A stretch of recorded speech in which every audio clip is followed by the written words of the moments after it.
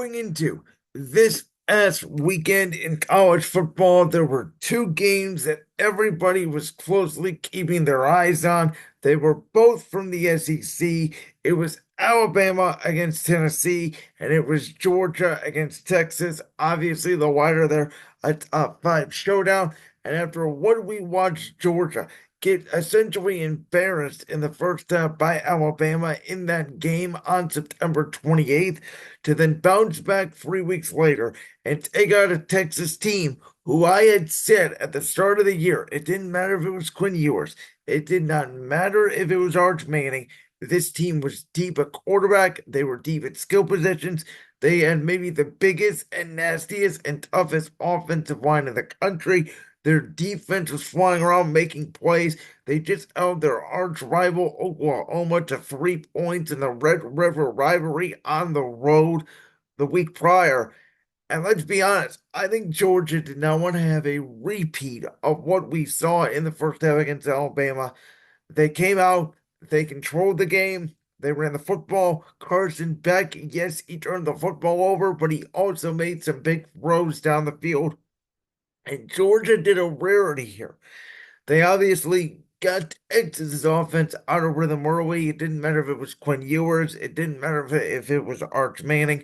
For the record, I don't love the quarterback swapping Steve Sarkisian did. And I was surprised he did because, again, how well both players have played throughout the season. Obviously, Texas tried to get some momentum back there. The near pick six that was called pass interference, then was overturned on the field. That was absolutely wild.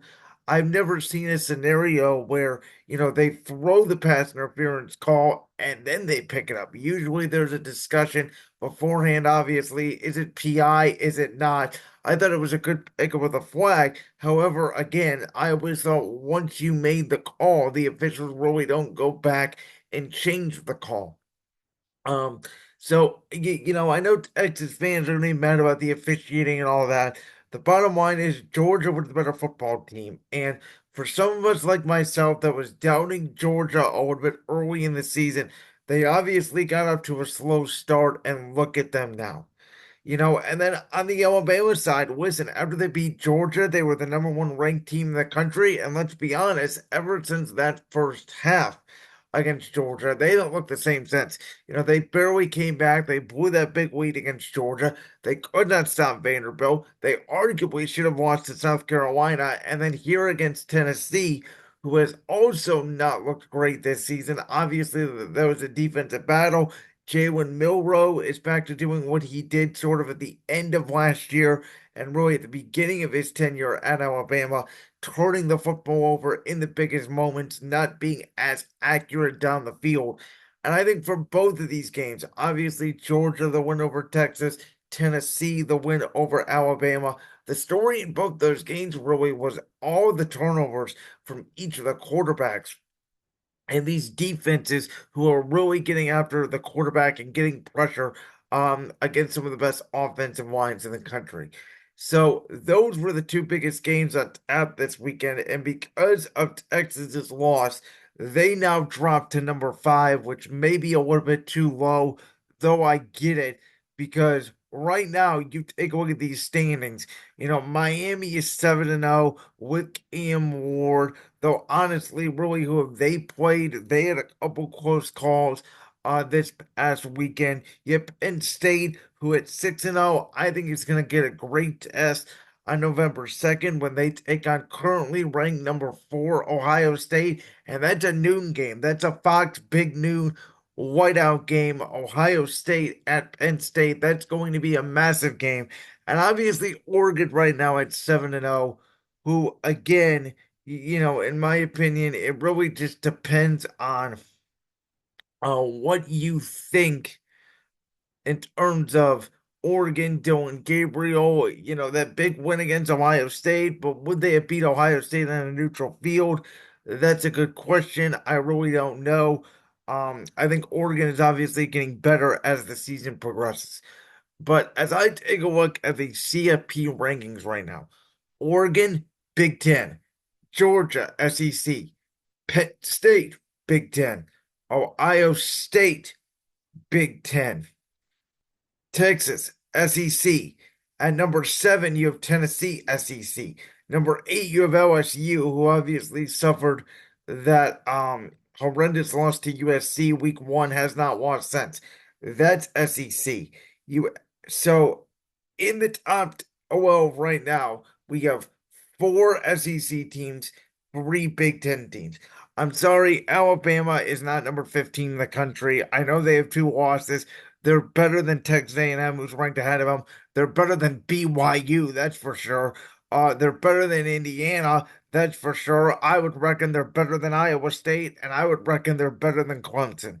So, I think the AP rankings sometimes try to respect those lower schools. I think when we get to the committee, portion of it, and we're gonna see again these big games and these big teams play it out, these rankings will change. I do think what's going to hurt Alabama moving forward, though, is obviously with those two losses.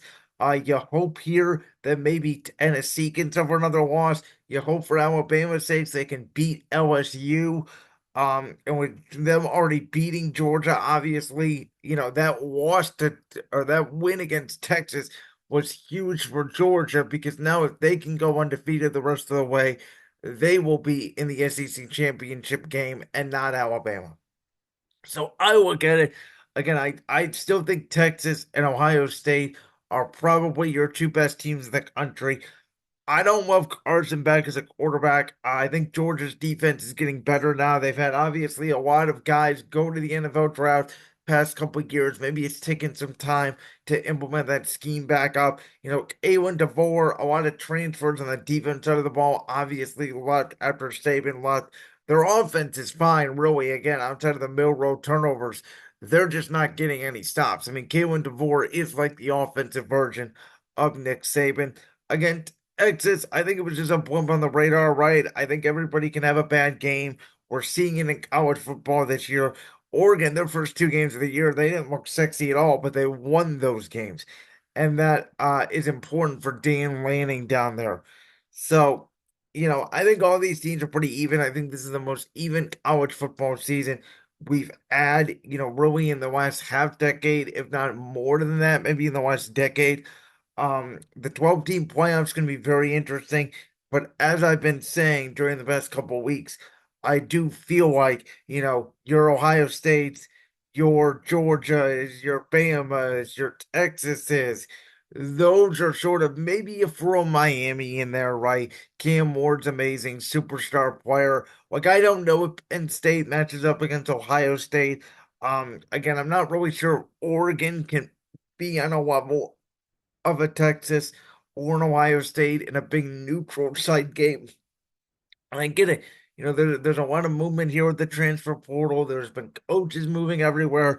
Brian Kelly is starting to get that program turned around at LSU, but it's also going to take time. And college football, as I talked about with Sean Fitzgerald and as I talked with David Profusik, my interviews during the past couple months, college football has always been about the state of tradition and traditional schools, and this is how it is. Again, do we trust Dabo Sweeney at Clemson? I don't know. But tradition may be going out the window here in college football.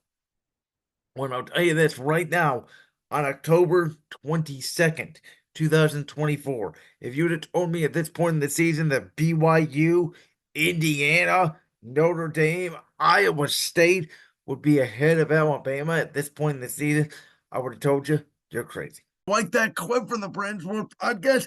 If so, make sure you go down there and hit that subscribe button. While you're down there hitting the subscribe button, make sure to also hit the notification bell so you never miss another upload. And make sure you check out all the other clips from the Brains World podcast right here on YouTube.